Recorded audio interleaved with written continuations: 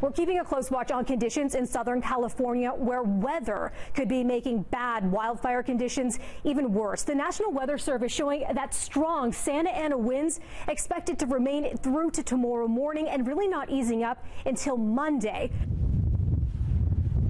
Crews working to contain as much of the devastating wildfires as they can before the dry desert winds are expected to pick up. The fast-moving flames spreading for the past week from the San Diego area up the Pacific coast to Santa Barbara County.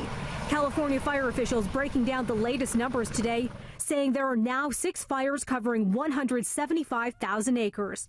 8,500 firefighters involved. More than 1,000 structures have been destroyed, another 25,000 threatened, and the number of civilians evacuated is at 90,000. And an update from the town of Fallbrook, the Lilac fire destroying homes in a retirement community there. Some residents now coming back to assess the damage.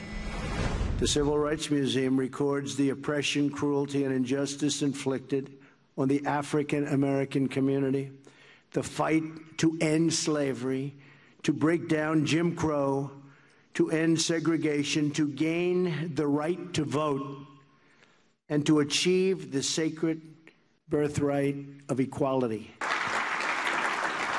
That's big stuff. That's big stuff. Donald Trump speaking at Mississippi's Civil Rights Museum today. This group of demonstrators turning out protesting the president's visit.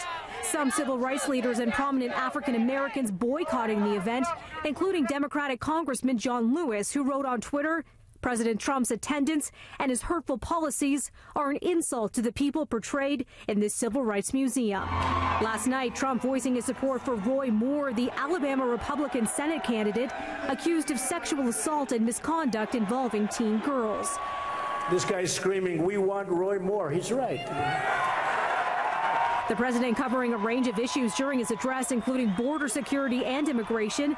While the White House has said Trump would not be campaigning for Moore in Alabama, last night's rally was held close to the state's line in Pensacola, Florida.